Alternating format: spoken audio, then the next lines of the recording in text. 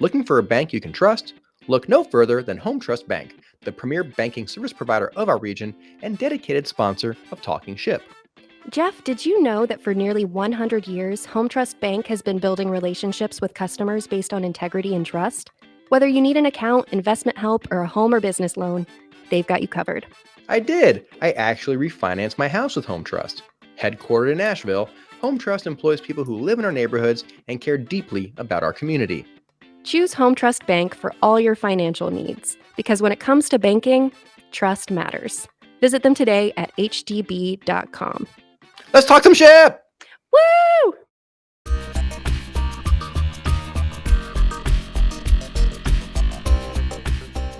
Greetings, shipheads, and welcome to Talkin' Ship, the Venture Asheville podcast, where we talk about issues and topics in entrepreneurship. I believe this is the official start of season 3, but I also don't believe that's true. I think this is season 3.5. I don't know. We're just here to have some fun. And who's on this fun patrol? We are the Venture Asheville team. Venture Asheville is the high growth entrepreneurship initiative of the Economic Development Coalition for Asheville-Buncombe County. We build entrepreneurs and get startups funded. I'm Jeffrey Kaplan, this ship's captain, director of Venture Asheville, lover of, drumroll, lover of group meetings at the Chamber of Commerce. Not everyone knows this about the Chamber. Jay's laughing. One of the perks of working in our office is whenever there's like a luncheon or an event upstairs in the boardroom, all the leftover food trickles downstairs into our break room, and we literally eat the scraps off of whatever events or fun things are happening upstairs. And I honestly had the best sweet potato of my life today. That's what I'm really loving right now. It was I'm loving sweet potatoes. With me, as always, is the wonderful, smart, talented, considerate, and creative Juliana Moon Walker. I said that wrong. Juliana Moon Walker. It's been a long time since we did a podcast. Our master of interactive media. Moonwalker, what's good? Oh, I'm just trying to get through January, stay warm. I went on a walk this morning and it was so windy, but I went outside and just trying to make it through the winter over here. That's you don't what I'm do doing. dry January, do you? I did damp January this time. I didn't want to restrict it too much, because it's Asheville Restaurant Week was this month. Yeah, that was a good week. Got some wine at some places, so I have a friend who's doing kind of like that. It's like a semi-dry January where she's if she drinks, she just adds a day at the end of the month. Yeah. And so then it just goes until February, and then it goes until March 2024. So yeah, happy January, happy 2023, everybody. Happy January. All right. Today we get to speak to an Ash famous 8th degree black belt. Today's guest is Grandmaster Tony Morris, the founder and owner of Sun Tzu Martial Arts. Tony, thank you so much for joining us on today's podcast. Welcome to Talkin' Ship. Thanks for having me. I'm happy to be here. So folks at home can't see this. I'm going to turn my camera around. Tony and I are sitting, maybe 15, 20 feet away from each other across this long boardroom. And that's because I'm afraid I might say something dumb and he might just flying kick me right in the face. So I wanted to make sure we had enough distance, and if I need to run out the door, I'll be able to get there before he gets to me. We rarely do these in person. It's usually on virtual, and so I feel like I'm taking a big risk, and I've definitely edited the questions to just compliment you the whole time we're in here. Out of fear for my own safety. I joke, of course. Juliana, if you could be laughing more into the microphone, that would let viewers had myself on mute there. Know that I was giggling. I promise. So, one of the amazing things about Tony and his longevity of Sun Tzu is it's so much more than teaching defense, right? Self-defense. It's so much more about the personal development. And what I find interesting and fascinating, I've known you for years in this community, is that we both view ourselves as being in the business of personal development. Absolutely. You do yours, of course, in the dojo, and we do ours in mentorship and boardrooms, and we call it like the market, right? Air quotes, the market. So I want to drive our conversation that way, but before we do, let's get a background of who you are, when did you start the business, how did you come to Asheville, why did you choose Asheville? If we could just start there, tell us your story a little bit. Sure. So I'm an architect by original profession. If I go back, let me go back to the relics of martial arts. I started a martial arts practice when I was 10 years old in 1972. And I did that at that time because I had been being bullied for a couple of years, which, some kids go through. And I was a nice, but, small kid. And my family moved around a lot. And I guess I had a sign on my forehead that said, please pick on me. And I think life is really interesting in that um, it has a tendency to serve up the same scenario or, in the same neighborhood of scenario again and again and again until we figure out how to get it, until we figure out how to handle it. So I've been told not to fight, and I, was really afraid of confrontation, and so I didn't protect myself, defend myself, resist, which made me a bigger target. And then we would move, and I'd kind of go, the proverbial, whew, and then we'd be in some new place, and this whole thing would start up again with the new bully. And interestingly, as you might expect, the bullies got bigger and meaner, and so it escalated into eventually I was 10, and we stopped moving. And my best friend at the time saw what was going on, and he came to me and whispered one day, and he said, "Hey, my whole family's taking karate lessons. You want to take karate lessons?" I was like, "Yes." And so I went home really excited, and I asked my dad, who had a lot of pride. And my dad was an architect, but he was early in his career, and we didn't have very much money at the time. And he said, "We can't afford it." So I went back to school and gave him that news to my friend. He went home and talked to his dad, apparently, and came back the next day. I'd never met his dad. And he said, "My dad said that he would pay for your whole first year." And I thought I would just like drop in a puddle and cry. And my dad almost didn't let me do it because he had so much pride. But that began my martial arts practice. And in a few months, I learned enough to handle the bully, and that was life-changing in and of itself. And I continued practicing for other reasons because it was exhilarating. I felt good about myself and was getting confidence and all that. But with regard to entrepreneurship, to tie these two things together, it came to pass that the end of the first year, got to the end point.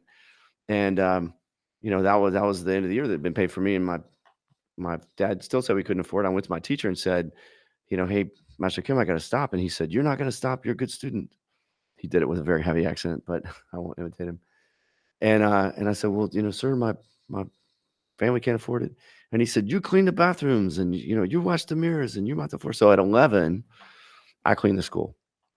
And what was great about that is I learned experientially that money was not the only currency, that there were lots of currencies. And that really got my gears turning. I'd already been making money. I started making money at 5 years old, selling pot holders up and down the street from this little loom that my grandmother gave me. But that was great.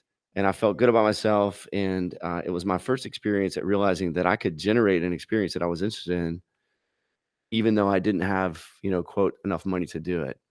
And I think that part of an entrepreneurial spirit is being able to see a way, even when it looks like by conventional means that way's not available. We find other ways.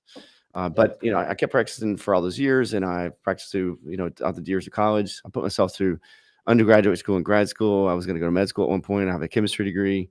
I did an internship in the summer of 1985, which you can't do in these days because of HIPAA and all that. But I did, and I decided I don't want to do that. And then I had this chemistry degree I couldn't use, but I'm artistic also. And I went to architecture school and grad school, and I became an architect. I was a partner in a really large firm in Raleigh for about 20 years, and I got burned out. So I was working 70, 80-hour weeks, and my son was really young, and I had to stop. And so I'm a portrait artist also, and I supported a large family as a portrait artist for a couple of years.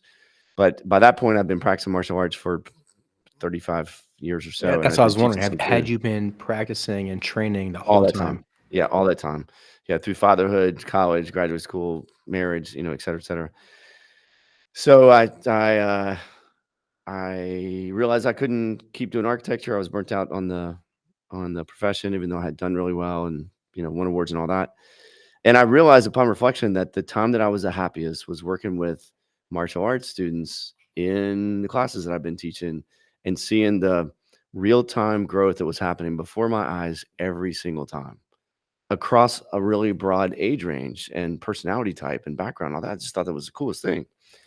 And I had had this continuous martial arts practice for all those years at that point, but had actually not seen what I thought were really healthy examples, except for my very first school, which I was only able to practice in for 3 years.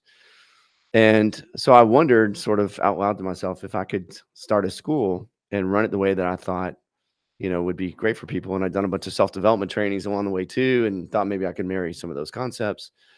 And I was married to somebody at the time who thought the only people in the world who were nice lived in the mountains, and I didn't really care where I opened the school. And so I said, okay. And so we moved to Asheville, and I didn't know anybody. And this was fall of 2006. In 2007, I opened Asheville Sun Tzu, and I didn't know anybody. I hung up 12 classes on the wall, and we just turned 16 years old, and we've been voted #1 in Asheville for 15 years straight for both kids and adults. Very proud of that. And in 2021, we were actually selected School of the Year across the nation by a large Wow. national organization. So there's a lot of reasons for that, but that's my brief history. Man, there's so much I want to dig into.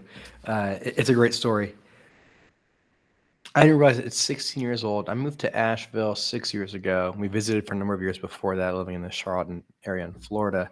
Mhm. And I've never not known of Sun Tzu, whether Glad to hear it's that. right. Is it right? Yeah. So whether it's because I'm seeing your logos on community events, or whether I'm seeing the van, or whether I'm seeing the facility, or just your super high activity at chamber events as well, and hosting events and being present. Of course, I this time last year, I was preparing for my TEDx talk. You were one of our major sponsors for that. Mhm.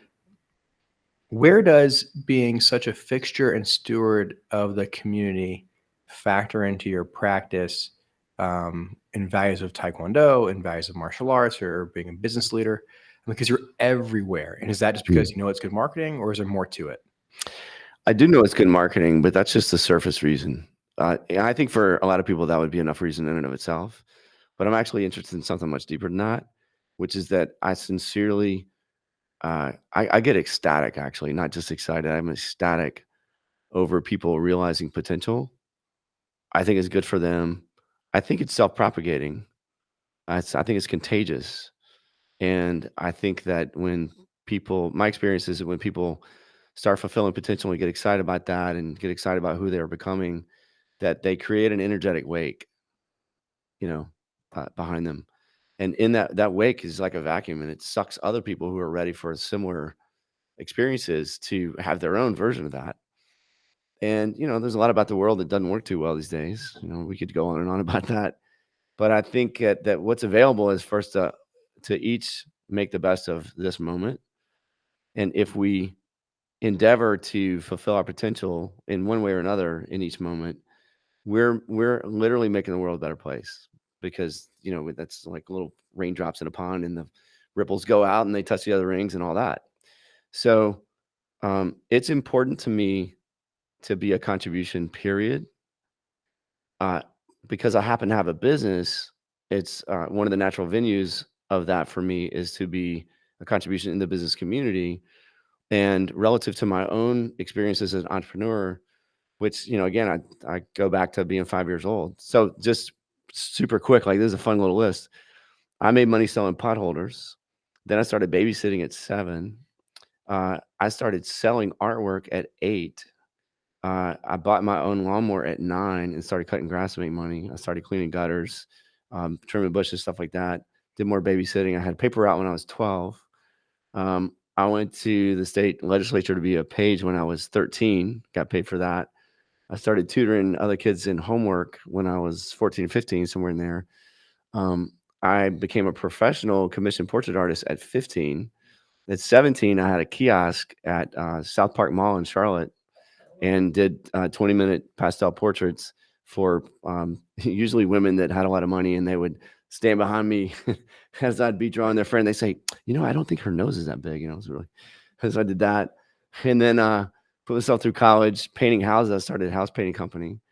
And then I tutored organic chemistry, architectural structures, I taught perspective drawing, taught life drawing, portrait drawing, and Taekwondo. And then I became an architect and made money that way. I've also been certified as a personal coach, and I've had coaching clients and done that. And I now work as a consultant on a national level for martial arts school owners who are trying to understand how to grow, a school. And there's some others that I've left out. But the point is that a person can make money lots of ways. I think most people don't realize that. And so I really want to help people realize whatever their interest is and be able to operate at high levels in that. And most people don't believe they can. Even if they talk a good game, they have disempowering internal beliefs.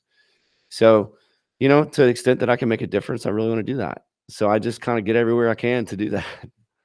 So let's break down one of those like case studies. Yeah, sure. Somebody comes in, they enroll as a student, they start taking classes.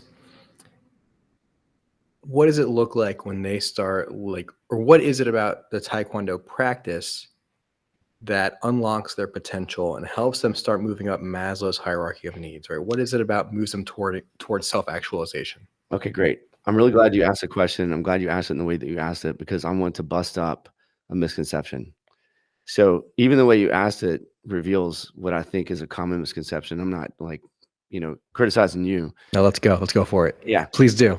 But The only people who do are my wife and Jay Walker, so I could use more. It helps keeps my right. ego in check. Okay, cool. So like most everything else, Taekwondo in and of itself does nothing. And so the notion that because somebody engages in a Taekwondo practice or any other martial arts practice or any business practice with you, like the notion that somebody just engages with some protocol is not enough. It's necessary for that protocol, whatever it is. In this case, you're asking about Taekwondo. It's necessary for that to be facilitated in a particular way at a really high level. And it's the quality of the facilitation that makes the primary difference in what the experience is like for the experiencer, in my experience. So it's not just a routine or a drill or a way to Right. throw a punch or a way to hold a stance. There's so much more to it. Yes. So it is true that there is a lot of structure available in a martial arts system. I happen to teach traditional Taekwondo, but if I'd grown up learning Shotokan karate, I'd be teaching that. The particular style, by the way, doesn't make any difference. Like people like to make a big deal out of this style is better than that one, and that's like stupidest conversation I've ever heard. That's like you and I arguing about which European language is superior, Italian or French. Like they both have a way to say, "I'm going to sit on a rock wall and eat a red apple." Like they get it done. Anyway, in a traditional martial arts practice, there's a lot of structure. And it exists in all kinds of ways. There's a vocabulary of moves, so like it's a big vocabulary you got to learn. There are correct mechanical ways to execute those moves. There's a level of presence, like being here right now, to be able to fully connect and engage and execute and be aware. There is the potential for somebody people are called on, whether they do it or not is up to them and the teacher, but people are called on to notice distinctions. So there's a high level of awareness that's developed by me, the practitioner, being called on to notice the difference between this and this, or the similarities between that and that, such that I can do what I'm intending to do. And all of these qualities that I'm talking about right now are translatable to all other parts of life. One of the downfalls that a lot of martial arts instructors make is they make it only about the martial arts. Like I'm going to teach you how to defend yourself. And like, I get very excited about that. And I think we do an excellent job of that, actually, like better than most people I've seen. However, that's just one dimension. Like actually, if we do that really well in all the ways that are available for us to do that, you will develop as an amazing person because your awareness will go way up, your ability to make distinctions will go way up, your ability to set goals and accomplish those goals, go through the action steps necessary to achieve those. And then on the precipice of achieving that goal, set another one, because that's the pregnant moment, right? Like you develop all those dynamics and those become, you habituate those. Those become habits. Once they're internal habits, they naturally express in all parts of your life. I get real excited about that. So I think that traditional martial arts practice offers, in its vast dimensions of potential, a lot of tools to work with. But how much gets done with the practitioner has to do with my awareness of all those tools and my commitment to that and their willingness to invest themselves and have a rigorous commitment and connection and engagement and all that. If all those things are working, then crazy levels of progress happen. And I totally know what you mean when you see people live into their full potential, they start making the world a better place through you Absolutely. talk about the wake, and I like that analogy a lot. We talk about the folks we incubate in our mentorship program, right? Mhm. The companies, the founders we have today, those are tomorrow's elected officials. Absolutely. Those are tomorrow's community leaders and civic leaders. They're tomorrow's philanthropists. So we want to instill values in them, and we also prescribe an experience portfolio for them. So it's not just come to the meetings, talk to your mentors, and go back to work. Like, it always surprises people, to be in good standing and elevate, you have to volunteer in the community.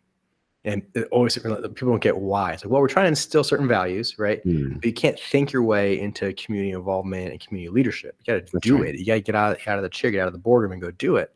Right. And so we use this experience portfolio to lay out some of the milestones and goals we want people to achieve. So it's not just volunteering. It's also, you have to go to a trade show or a conference this year, or you're not in good standing. You have to apply for funding, whether it's a grant, a competition, a loan, or venture capital.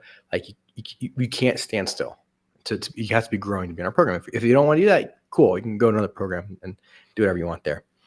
And so we have this experience portfolio. Every quarter we survey people, and then we start breaking them out into small groups and say, hey, 6 of you went to different trade shows in the last quarter. We're going to have a small group discussion around trade show strategy. Right. And then sharing best practices really helps everyone else. I love it. But I'm so jealous when I look at your website and you have the belt ranking system, Mhm. right? So Mhm. it's kind of hard when you walk into a room full of entrepreneurs. You don't really know everyone's financials, and my SaaS company is different than your CPG company. So our margins are different. And Mhm. how do we compare? How do we understand each other?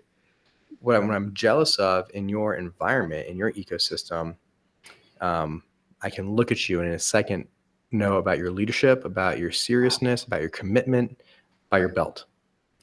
And so could you talk about the belt ranking systems? I know it's more than, can you do the flying spin kick? It's Sure. more to it than just the mechanisms of a move Sure. or routine, and how that, I believe that breaking down this long journey into bite-sized milestones, as you said so Mhm. well, on the precipice of your next milestone or your next goal. Mhm. Set your next one, the precipice of completing your first one. Right. And we're trying to do more of that with entrepreneurs.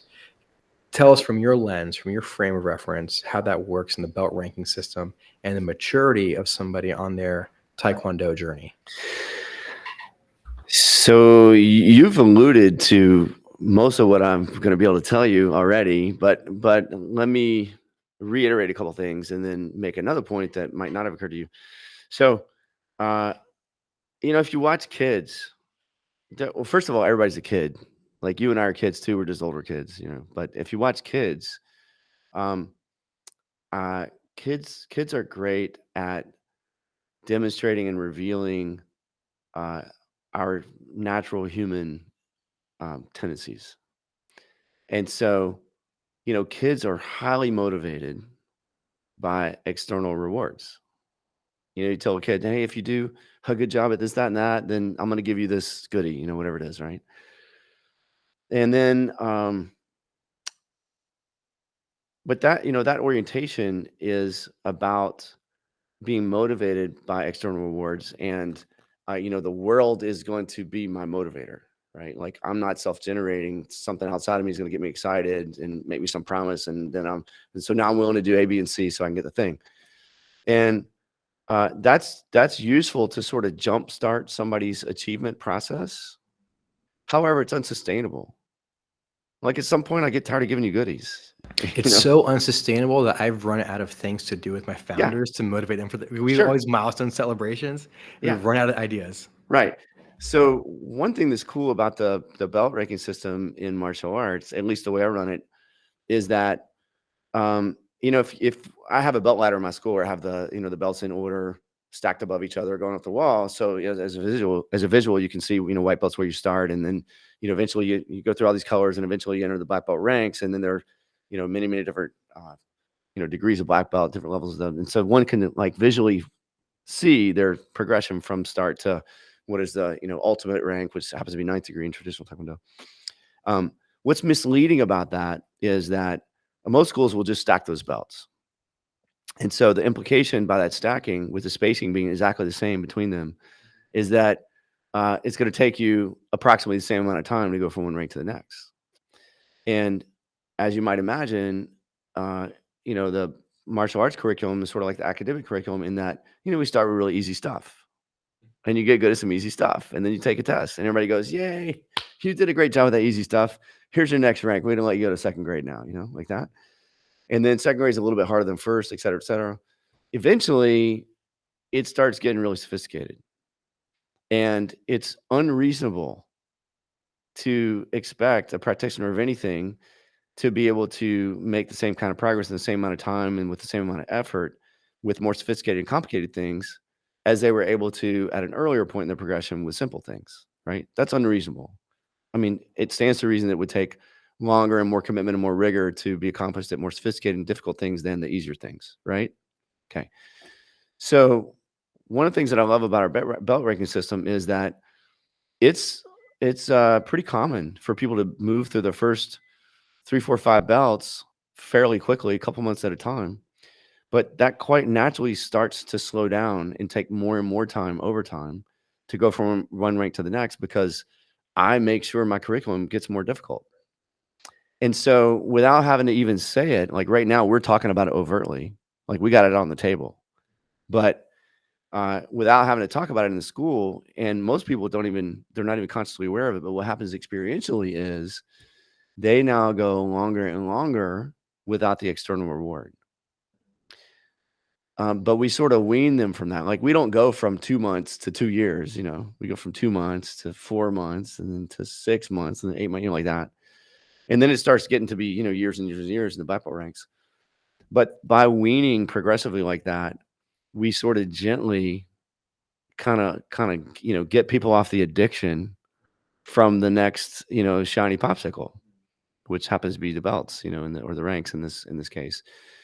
And the people that successfully make that transition, which in our school is actually really high, we have a very high retention rate because of lots of factors, and including that there's so much emphasis on whole person development that a person is always satisfied with their progression experience.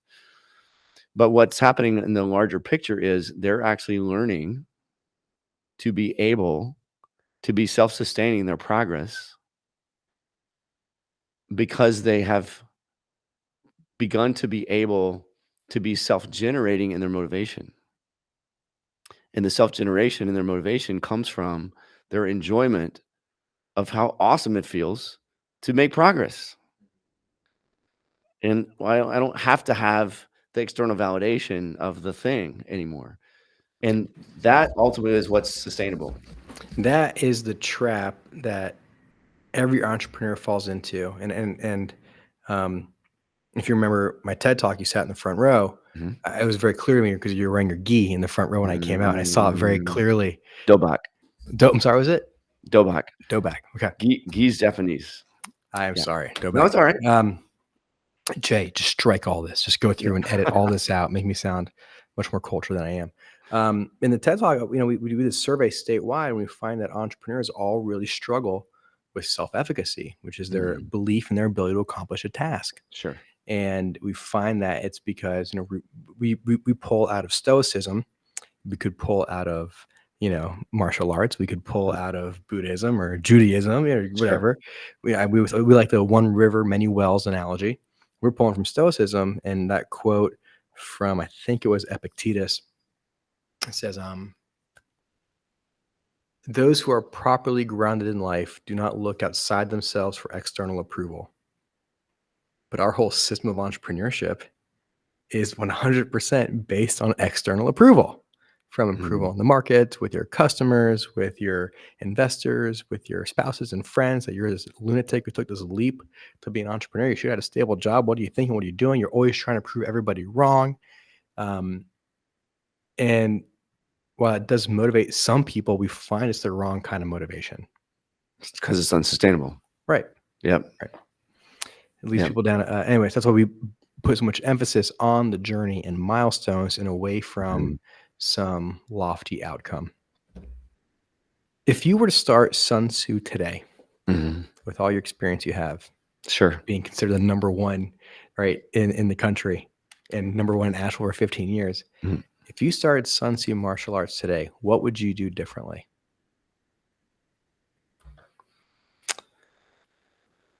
Man,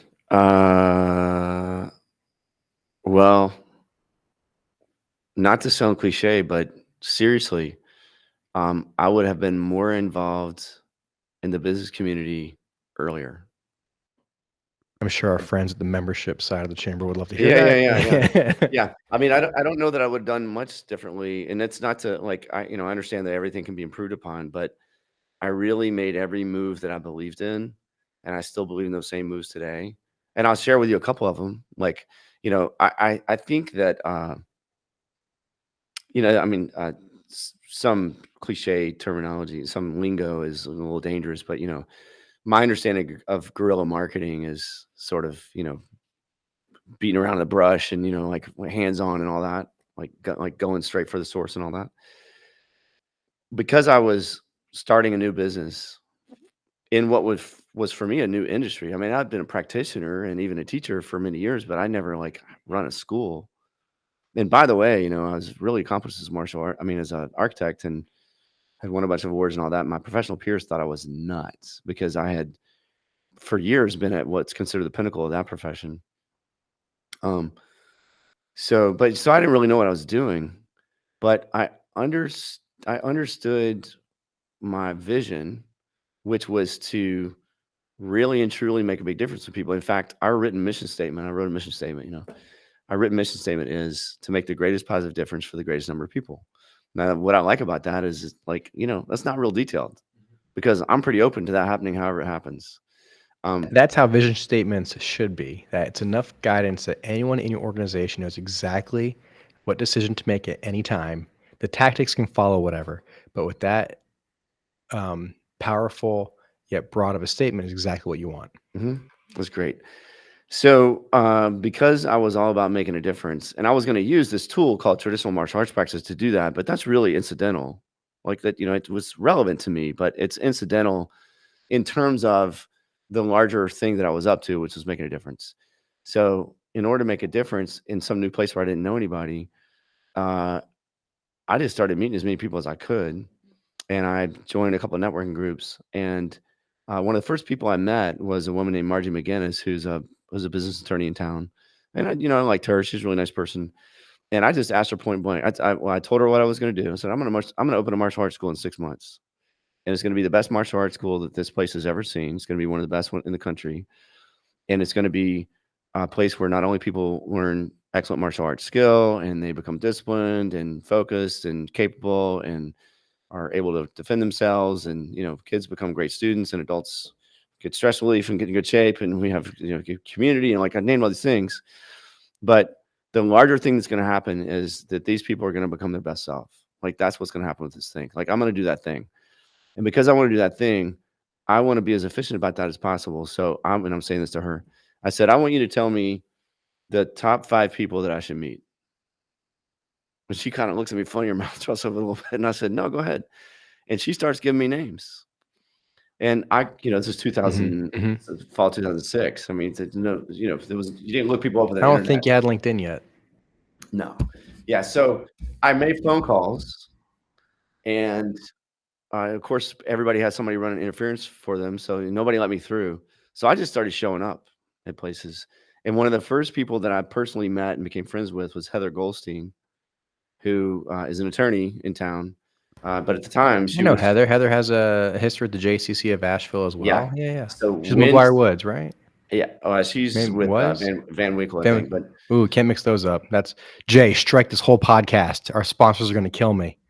Yeah, but at the time, Heather was the executive director at the JCC.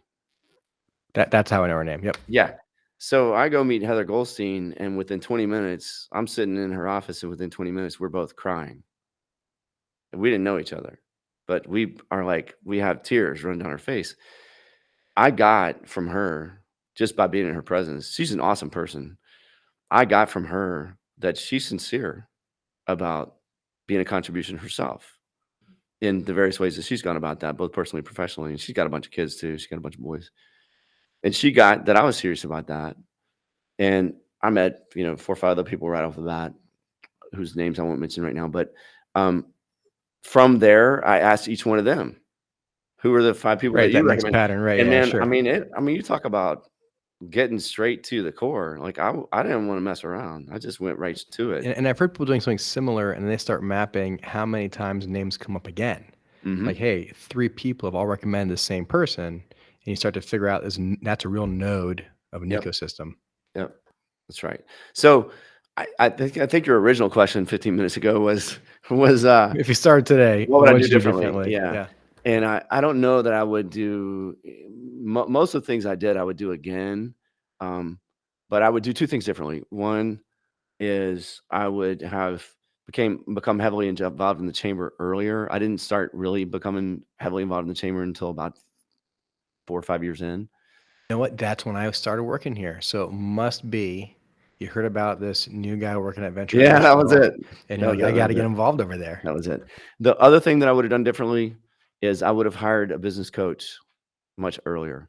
Interesting. Yeah, so I hired a business coach 4 years in, and I would have done it immediately. And it's a funny thing because I had already learned this lesson once, although I guess that's not true because if I'd actually learned it, I would have not repeated it, right? But back when I was an architect, a friend of mine and I broke off from a firm that we were working at, and we started our own little firm. And I was actually really good at getting work, and so there was 2 of us working. And within I don't know, like 6 weeks or something, we had like 3 years worth of work for not just 2 of us, but like we could have handled 6 or 8 people. And it sounds great, but we were overwhelmed before you knew it. And then we had this other problem, which was providing quality service. The other problem is you can only sell time That's right. in that kind of venture. Yeah, with yeah, sure. services. You can only sell what time you have available. Exactly right. So we needed some administrative help. We needed some structural help in the background. But the irony was because we got too much work too soon, or so much work too soon, we were so inefficient that we weren't getting enough done to generate enough money to hire this other person that we needed. And it got so bad that we were just going to stop. Like it was just overwhelming, And finally, we just both kind of came to the same conclusion. Like, screw it, we're just gonna have to bite the bullet and hire somebody, even though we don't have the money. Here's what happened: we hired this person, and we believed in quality, so we hired somebody at above market rate. We got a really good person, and I think we hired her on like the 3rd of whatever the month was, and by the 20th of that month, we had her do our billing, and we billed some ridiculous margin, like 4x what we had been billing the 6 months previously, which like made the amount that we needed to pay her seem silly. Like it was so much more than what it was costing us to hire. Like, so that was a lesson. Anyway, in this case, I waited a long time to hire a business coach because I reasoned that I didn't have the money. My balance sheet didn't show them. I didn't have it. Right. I wouldn't pay myself enough. But as you might predict, as soon as I hired her, all kinds of other things started improving because I shored up my structure, and so I would make that difference. I'm a big advocate of people having teachers. And by the way, if you're a mentor or a teacher and you don't have a mentor or teacher, you're full of BS. I found that personally, I was just thinking about this. I have a lot of informal mentors or role models that people don't realize like how much. I think about telling Jay Richardson, our board chair, this. I've learned so much from modeling after his behavior and his leadership style. Great. I've never had a formal mentorship with him. We've never gotten together and really talked about it and broken it down. But I think if you're a lifelong learner, right, you can pick up tips and tricks everywhere. I agree. So for the last part of my interview, before we hand it off to Jay Walker, I thought I'd play a game with you, Tony. Okay. I hope you are a film buff because I've looked up some of the best martial arts films and I've pulled 5 quotes out. I am going to read a quote from a film and I want you to tell me if you can. I'll give you a point for everyone to get right. Oh, I might disappoint you. Okay, go ahead. And an extra point if you can name the character. Okay. And I just want to get this out. I didn't write these quotes. These came from movies going back as far as the 80s. And some of the dialogue may not be as flattering as you would write, in this case, a a Japanese immigrant, and you probably would write that differently today. So I'm reading the quote as it was written in the film. If you have a problem with it, you can talk to the producers and the writers. All right, first quote for you, Tony. Never put passion in front of principle. Even if you win, you'll lose. I don't know. Any guesses of classic kung fu martial arts films? Oh, was that a Jackie Chan quote? It was not. That was actually Pat Morita in The Karate Kid as Mr. Miyagi. Mr. Miyagi. Okay. Next quote. It's okay to lose to opponent. Must not lose to fear. Bruce Lee. That was also Pat Morita from The Karate Kid as Mr. Miyagi. Never trust a spiritual leader who cannot dance.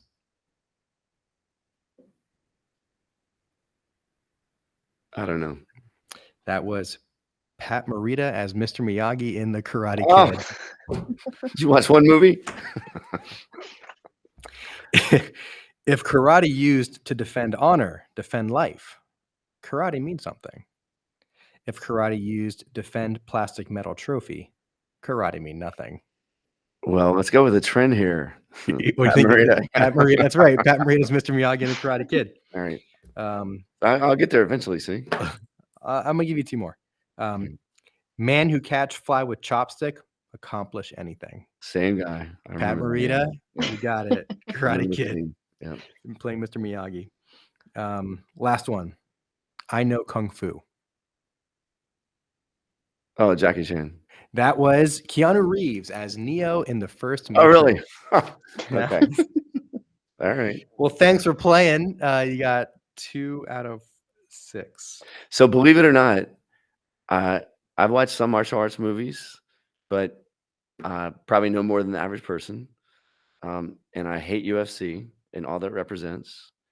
And although I've participated in a lot of tournaments in younger years and did really well with them and all that, and I'd take students to some, I don't get really excited about the whole scene because it's super ego driven. And I actually think at its essence, that's not what a real martial arts practice is about. Absolutely agree. Absolutely agree.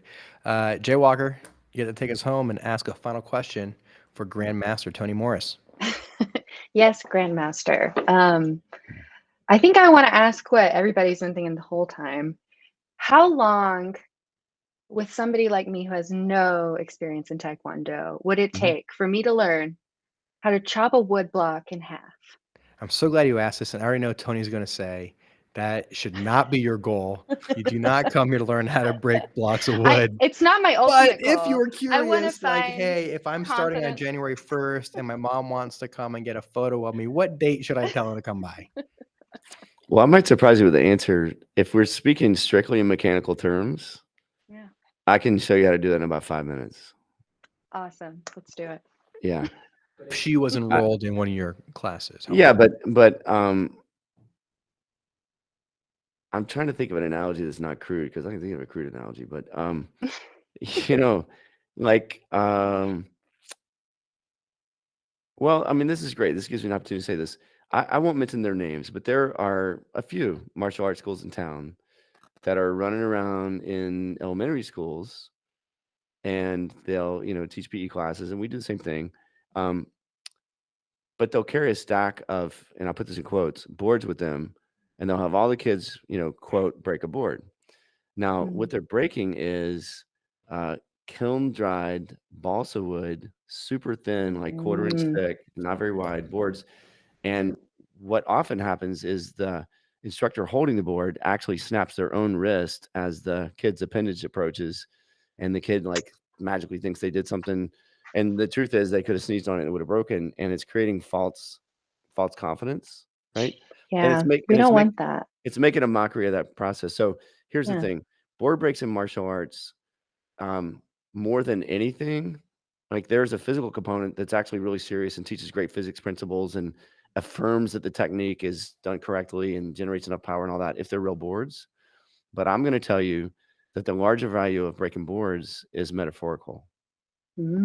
It has to do with the experience that a person has in, like not being sure if they can. And now here's this obstacle, and I'm trying to get through the obstacle. There's something on the other side, and I got to be really present. And, and the irony of breaking boards is if you don't hit hard enough, the board doesn't break. And that actually hurts because the board bounces energy back into the body.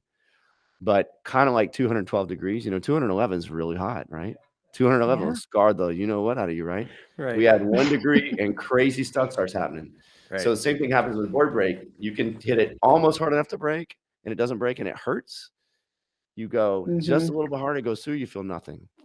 And that's a really powerful metaphor. The psychological benefits of really breaking boards is really powerful and life-changing. And if that process is cheated or done so just for the sake of the act itself, it's really, it's like people just like getting together and having sex and not really having a relationship. It just kind of robs. Breaking down emotional and physical I barriers. swear that comes up in every podcast episode. Okay, Tony, before we let you go, thank you so much for sharing so much wisdom and insights with us and adding to the depth and appreciation of martial arts for our audience. Real quick, how do people get a hold of you? What's your website? Where are you located? How do they follow you? Sure. Thanks so much. Our website is martialartsasheville.com. We are physically located. We only have one location. We are not a multi-location school and never will be. I want all our practitioners to benefit from all of our resources. We're not going to smear them out all over the place. So we have one giant location in the River Ridge Marketplace, which is exit 8 off of 240, right next to a goofy store called Hammocks. And they can get a hold of us either by going to the website, or our phone number is 828-505-4309. And I really appreciate what you guys are doing. This is an awesome resource. Thank you so much. We're glad you're part of our community. Thanks for talking ship with us. And how do you do a sign off? Do you have like a traditional? I know I shouldn't say sayonara. So wait, canceled. I don't have to say Juliana. That's right. When we end class, everybody faces the highest ranking student for leading a good example, and we say "Terekane," which in Korean is attention bow. And then the highest ranking student says class dismissed, and the class returns with a Korean response that loosely translates to thank you for the sweat, and that's sugohashi samnida. Sugohashi samnida. That's it. All right, that's how we end it. Thank you, Tony.